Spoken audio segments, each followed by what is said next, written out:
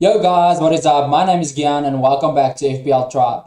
In this video, we're going to take a quick look at our Game Week 4 team selection. I'm going to go through a couple of scenarios of possible transfers that I want to make and just discuss in general who I think you can get in at this moment without playing your wild card. I know there's a lot of people playing their wild card. I don't think it's a bad option at this point. I just think later on in Game Week 7, Game Week 8, I'm going to get more benefit out of it playing my wild card than playing it now, because at the moment there's only 2 or 3 changes that I really want to make, and later on with the fixture swings in Game Week 7 and Game Week 8, there's probably a couple of players that I want to get in and a couple of players that I want to get out, so I'll feel that I'll benefit more then. But let's get into it. Starting with our back three and our goalkeeper, as you guys can see, unchanged from last week, still going with Sanchez. The only reason I'll really take Sanchez out is on a wild card, and at the moment wild card's not active, so we won't be using that. And then I'm really happy with Sanchez just because he is playing in a very good defensive team. He is getting a lot more saves than last year, and I think that's just coming down to Brighton being a little bit more sloppy at the back with Ben White not there. They've got a couple of players coming back from injury, so really looking forward to those guys just bulking up the defense and getting more clean sheets. And they will probably take away some of Sanchez's shots that he stops, but I'd rather take the clean sheet than the shots on target against him, just because he has a mistake in him and he might concede a goal. So Sanchez playing against Brentford, that hasn't looked too good this season in attack, really good in defense. So I would expect a real boring 0-0 here, and that's perfect. That's just what we want, so we can get that clean sheet. Then moving on to Trent Alexander-Arnold, as we saw last week when he was playing against Chelsea, didn't get a clean sheet but got 2 bonus points, just because he is so attacking and really good going forward.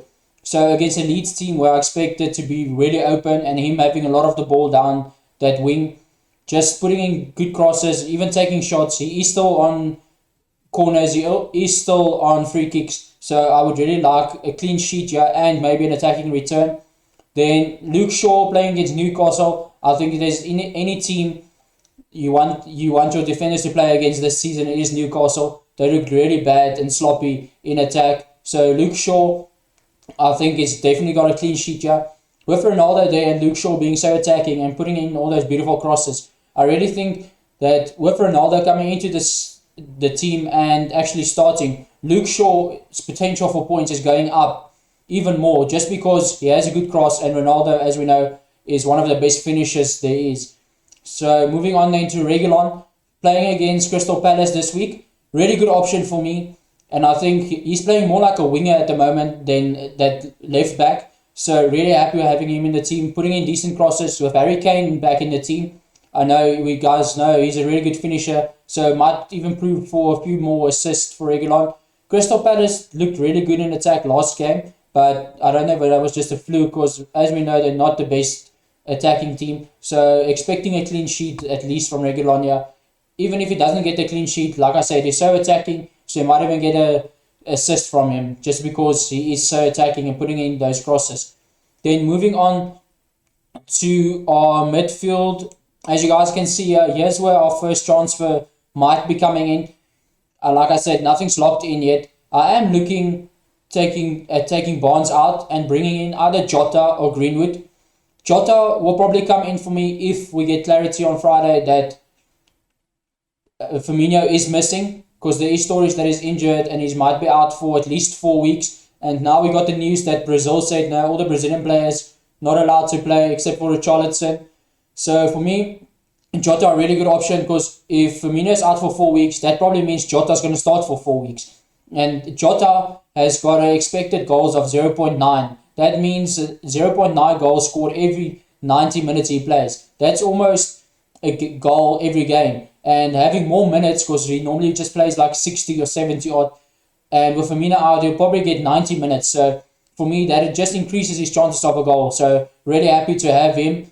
If I'm going to bring him in, like I said, it all depends on that Firmino injury. Then with Greenwood, Sancho picking up a knock and coming back early from international duty, I think that opens the door for Greenwood. Not like he was on the bench, but I think with Ronaldo there, he's not going to play as a striker anymore, but he could take up one of those wings just because Rashford is still injured. Sancho is injured now. We don't know how serious that is. So for me, that books in a spot for Greenwood on either wing. As we know, he's really good Doesn't matter if he plays left or right, and a clinical finisher. So if he gets an opportunity, you will see him score. So I probably prefer Jota over Greenwood just because I think Jota is playing in a more attacking team. But like I said, it will all depend on that Firmino injury. Then Benrahma got his first blank last week. Not expecting a 6 million player to score every single game. So even if he returns once every second game, I'm happy with that. And playing against Southampton, that has looked terrible in defense so far this season, I just expect him to get something in this game alongside Antonio. As you guys know, that was our captain last week. I think the two of them just is on another wavelength when it comes to communication. Benrahma with the ball at his feet is really good, and Antonio just making those forward runs, as we know, is really good at it. So the two of them linking up really well, and Benrahma, I fully see him back on the score sheet, or at least getting an assist in this game, just because Southampton has looked so bad. Then Mo Salah against Leeds. As we know, Leeds is not the best defense in the league. So really happy having Mo Salah against poor Leeds defense so far this season. I know to the back end of last season they looked pretty good, but this season they have started terrible. So really happy to see Salah playing back to his full potential. I know he had not the best season last year, but this season he looked really sharp. I think it's because of the international break.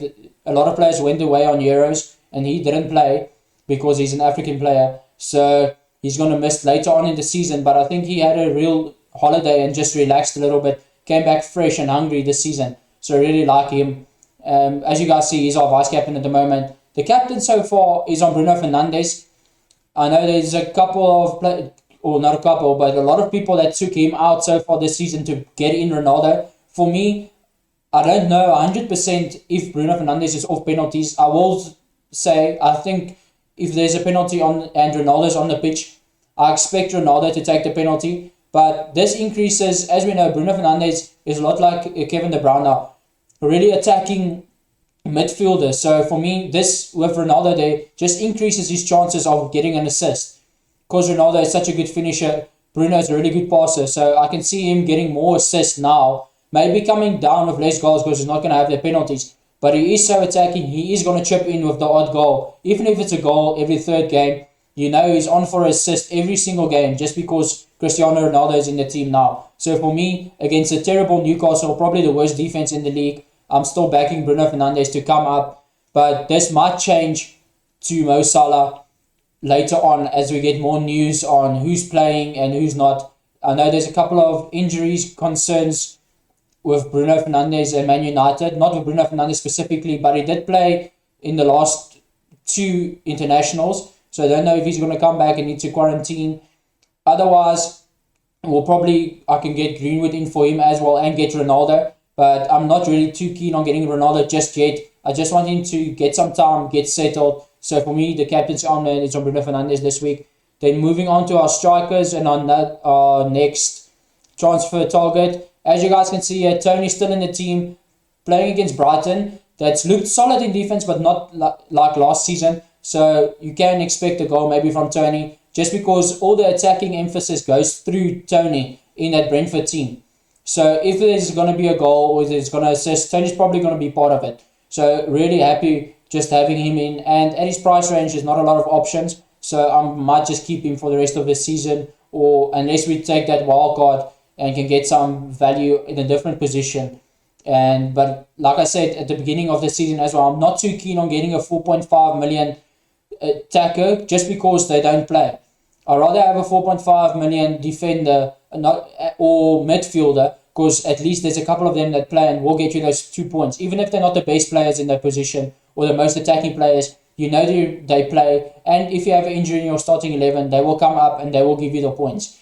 Then Michael Antonio, our captain from last week, scoring massive 22 points. Really happy we went with him in the end, because it was between Bruno Fernandes and Antonio, and we know Antonio scored 22, Bruno Fernandes only scored 2. So really happy with Michael Antonio. He's probably a season keeper for me as well. We'll see how it's going to work out with Europa League with them. Just not knowing how that hamstrings will hold up and if he's going to play. I'm so really glad West Ham bought another striker, because I think this will mean Antonio will play in the league, that other striker will play in the Europa League, and that will mean we have a fresh Antonio every week, as he's going to be rested in the week. So really happy with that. Then our second one here that I'm really considering is taking out Danny Ings for Dominic Calvert-Lewin. Just because Dominic Calvert-Lewin is on penalties now, he's playing in a really good Everton side. So for me, a really good option this season. As we know, everything goes through him at the moment. Rafa Benitez is setting that team up as Calvert-Lewin as the target man, the main man in the attack. And he's really benefiting from that so far. Scoring 3 goals now in 3 games. Really good in his head. We have Digny on the left, Gray on the right. That's really putting in crosses and really good crosses for Dominic Calvert-Lewin. So really happy having him in the team. If I'm going to decide, the transfer decision is all going to come down because Dominic Calvert-Lewin still has that yellow icon indicating that he's got an injury, and we don't know how serious it is. So my transfers will come down to a Friday after the press conferences, after we heard who's playing, and if I decide to take the hit, it will be for Jota or Greenwood and Calvert-Lewin. If I'm just going to make one, I'm probably going to give Ings another game because he's playing an easier game next week. So, but I really want to get rid of Barnes. So it's either going to be Greenwood or Jota, but at the moment it looks like Jota. And then just quick run through the bench. As you guys can see, still the same guys on the bench. Not expecting them to play, but they are there just for in case we get an injury, a late injury that we can't transfer out. We know we've got the players on the bench that actually plays. Most of them plays 90 minutes. We know there's a little bit of rotation with Brownhill, but Ayling and Livramento looks like solid defenders this season, and they play 90 minutes in pretty good teams. So really happy with them to just sit on your bench and rotate in if you have an injury that you can't sub out.